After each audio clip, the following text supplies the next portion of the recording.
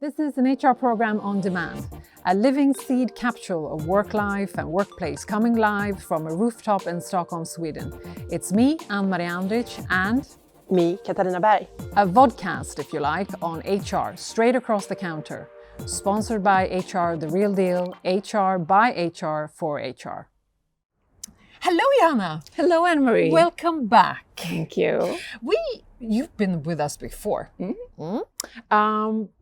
In an episode where we talked about some really cool stuff because you are heading up, well, you're the master of everything that's on learning, growing, talent mobility, community X at Spotify. Did I miss something? No, that's like everything. That's everything, exactly. And then in the previous episode, which I obviously recommend for people to watch as well, we talked about basically, high level, what you do and what's your work at Spotify. Now, for this episode, I invited you back because I'd like to hear what's cooking in the talent market.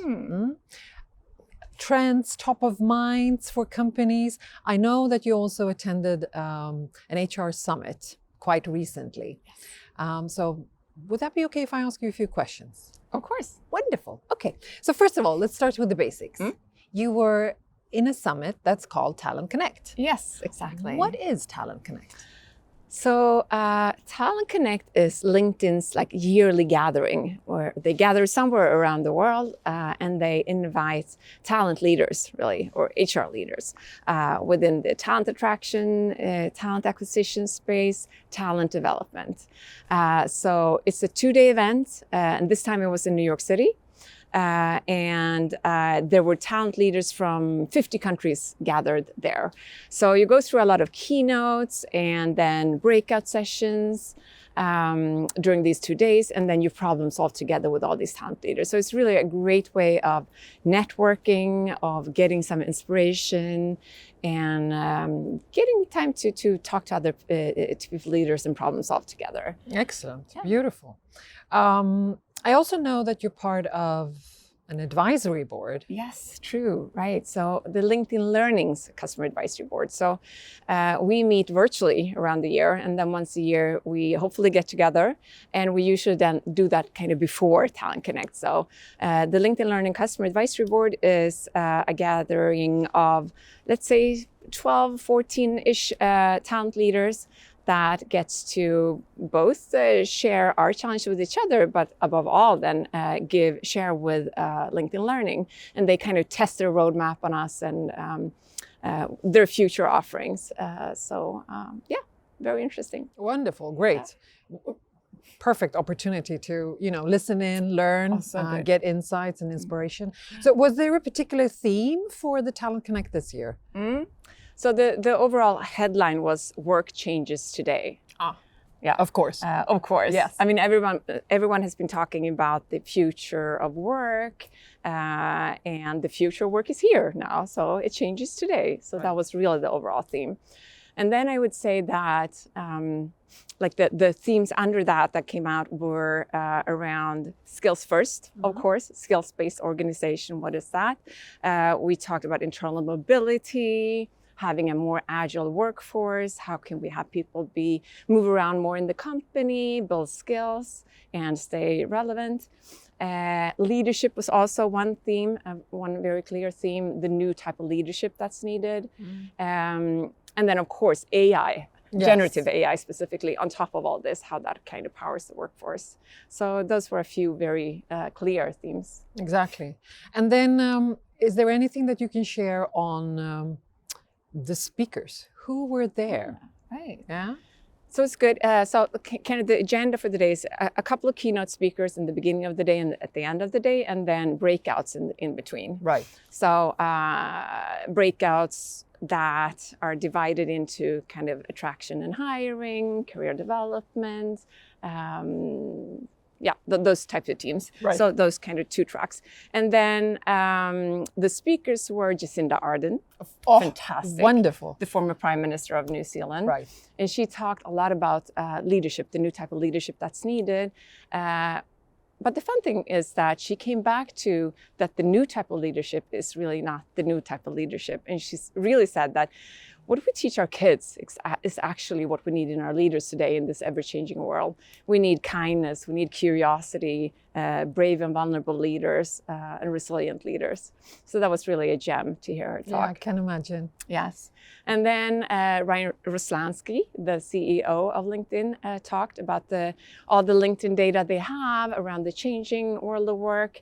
And that was also very interesting to hear, about the not trends, I wouldn't say, but the movement in the workforce and job transitions, how that is happening. We had a spike after COVID, a lot of job changes, and then it went really down. But now we're seeing an uplift again, which probably informs some of the themes that we talked about, like internal mobility, etc. Exactly. Was there anything in their data? Because I know this is typically when LinkedIn has something, they go back to the data that they have. Was there anything in the data that stood out that you remember? Yes. So, there were a couple of things, but I think how jobs are changing, that was like the main theme. And of course, how AI is kind of speeding that up. One of the things he said was that of all employment in 2018, 60% of those jobs did not exist in the 1940s. Right. And that's massive. That's massive just in that time period. And in 2018, we didn't even have generative AI. So now it's really increasing exponentially. So he was talking a lot about, jobs won't disappear, but they will change and evolve. You might not get a new title or, a new job, but the task, the skills you need and what you do will change immensely. And today, we really don't know what's going to happen in the next coming couple of years. Right, exactly. Fantastic. Sorry, I interrupted you. I was just curious about Ryan there. Yeah. So that's Spike Lee was there. Oh, really? Yes. What did he talk about? Well, he was supposed to talk a little bit about his career history and everything, and he did that in a great way. He talked a lot about how he kind of made it and into filmmaking and all that. And then he gave some parenting advice. He did? He did. Anything that you can reveal? Well, he said, don't kill your kids' dreams. That's a very good piece of advice. That's what he said. And he also talked about, you never succeed overnight. It's a lot of hard work. You got to put the work in. That was kind of the main message. Do the work. Exactly. It's going to be hard. Exactly. So that was also a good keynote. And then there were some others. One of my favorites was April Riney. April Riney has written a book called Flux, and we're very inspired by her work here at Spotify, actually, because she talks a lot about how careers are changing. That was also a theme, by the way. Right. How careers, the old way, climbing the ladder, doing that straight kind of movement upwards in a company or in an industry. That's not going to work in the future. I think we talked about that last time I was here. Yeah, we did. Talked about the changing circumstances of the quick tech development, the shorter lifespans of company, longer lives of human beings, and skills being obsolete faster. Then you need to think differently about careers. So career growth doesn't mean a promotion necessarily. It can mean something else. There are more dimension to motivation drivers to why you want to grow and what a career is to you. So she talked a lot about that, and she talks about building a portfolio rather than pursue a path. You build your portfolio. So that was a portfolio of skills, experience, competence. Exactly, skills, experience, competencies that you bring with you. It's really connected to this whole skills, why we talk about skills today. That skills is kind of the new currency. That is your investment in your future to stay relevant and employable. You need to constantly, continuously learn. Exactly. It's all about lifelong learning nowadays. That's why Spotify has growth is your mantra. Yes, yeah, exactly. Yeah. Cool. Any other interesting speakers? So those were the most interesting ones. But Sorry, in the break- it's like the ones that we don't mention, they were not interested. That's not true, right? they were all interesting. interesting. Yeah. But a highlight, I must say, and something that surprised me, that was Professor Ethan Malik from Wharton. He had one of the breakouts. And I went to a few breakouts and panels where everything was about AI and the workforce. And most of them were panels with representatives from companies and, well, mostly companies. And they would talk about how we should embrace generative AI, take your courses, or build a safe system within your company walls, etc. Professor Ethan Malik said the total opposite. It was like, if you want to be on top of AI, generative AI, you just need to use it. Use ChatGPT-4 and use it now. Don't take a course, just use it, because trial and error is the best way to learn. So that was very refreshing. And he also said, you cannot wait, don't wait for it to become better, because it gets better by the day. So you just need to get up and running and use it. Right. He also said, don't buy the apps, because they're only wrappers on top of ChatGPT.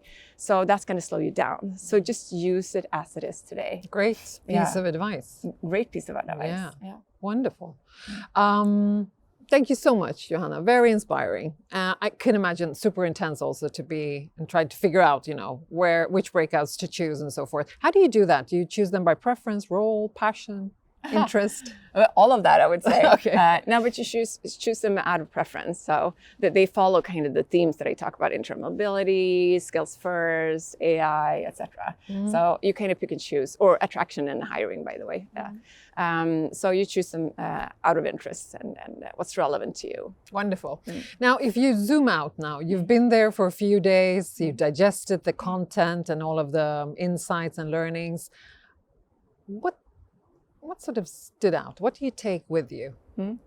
Well, one of them was leadership. I saw a couple of examples of companies that are reviewing totally their leadership criteria for what is a good leadership in this time and era, since we didn't need a new type of leadership, or as I said, Jacinda Ardern said, is the new is the old, or the old is the new.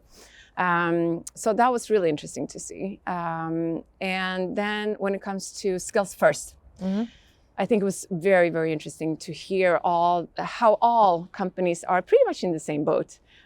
We're struggling with the same type of challenges. Might look a little bit different depending on what company you are, but still it's the same overall challenge. And it's really about how do we go from looking at jobs only like a package to skills, right, to actually get a more agile workforce. So if we can break down jobs into skills, then we can hire for skills, and maybe not look so much at credentials, kind of like schools you went to. Exactly. The traditional CV, the traditional right? CV, right? So you can look, it's more flexible when you can actually look at skills when you hire. Also, when we develop, it's easier to look at skills, right? To really see what are the needs, not for a job specifically, because jobs change so fast today. So you need to be able to shift quite quickly, and some of your skills will be obsolete, so you need to kind of fill up with others. And when we look at internal mobility and how people try new things in the company, it's easier if we can look at skills rather than jobs, because then we can break them down into projects, right, a project of skill sets rather than a job. So that was very interesting to see how companies are planning for or are in the middle of trying to turn themselves into skills-based organizations. And then, of course, generative AI and all this is super interesting, how we can apply it on all these different areas and how it will speed up change even more. So those were really, really interesting pieces. Yes. Wonderful. Great. So of all of the things that you mentioned now, what is the first thing that you will sort of bring back to Spotify? Bring back. I think it was very inspiring to hear Professor Ethan Malik. I think that is something I bring back when it comes to generative AI. Just try it. Just get out there and use it, and play around, and don't be afraid. Just do it. Yeah. I mean, we are already trying it to some extent. Definitely in our product, but also behind the scenes in HR, for example. But I think it was very inspiring to hear him talk about this and giving examples of how to do prompts and how to really get the best out of it. So that was super exciting. Other than that, I think it was a confirmation that we're on the right track. Right. I think it was interesting too. It's kind of a benchmark when you go to these things, you know. You hear what's trending, what other companies are doing, and a confirmation is that we're already kind of on track on these things. Exactly. Which is very good. What I bring with me, what was a gem was, of course, then April Rinnie's talk, I must say, with this whole portfolio career mindset that she talks about. That is something that we are inspired by, as I said, and we've been working with it for a while. But I think it's really now that we're talking about internal mobility even more in a new kind of circumstance, in a new context, that it really becomes so relevant for all of our Spotifyers. So that's something we will double down on. Wonderful. Yeah. Thank you so much, Johanna. Thank you for sharing that snapshot of what's cooking in the talent market out there. Wonderful. Thank you so much. Now, do you remember how we close these episodes? Oh, yes, I do. With the 3 things. Yeah. Shall we? Let's give it a try. Okay. Stay strong, stay active, stay safe. Stay safe. Either medalj. Wonderful. Thank you so much. Säg Bobo. Bobo är min robotgräsklippare som jag avgudar. Det är min stora kärlek. Alltså, alla ska ha en Bobo i sitt liv. Så är det. Men då konstaterar jag att det är rätt kallt för Bobo på nätterna. Så att jag var ju tvungen att lägga honom i ide. Så att jag hade en dejt med Bobo i helgen, väldigt spontant. Åkte upp, klappade, gjorde rent, pratade, tackade för säsongen, bäddade in. Ja. Så ses vi snart. Vår heter Putte. Ja, du ser.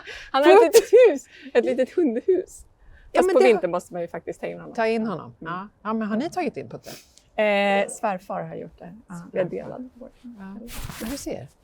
Och det intressanta är att de flesta som har robotgräsklippare, det är manliga namn. Det tycker inte jag är bra. Jag tycker att jag kallar den för Barbro. Ja, men det är faktiskt väldigt roligt. Men de är bra. De revolutionerar de är mycket bra. En hel del. Ja. Jag skulle ha en hemma också, alltså inomhus, med en dammsugare. Så bra. Jag bor ju liksom i ett torn. Du får ha en på varje våningsplan. Och då kan du ha liksom Bibi, Berit och Barbro. Alla får be.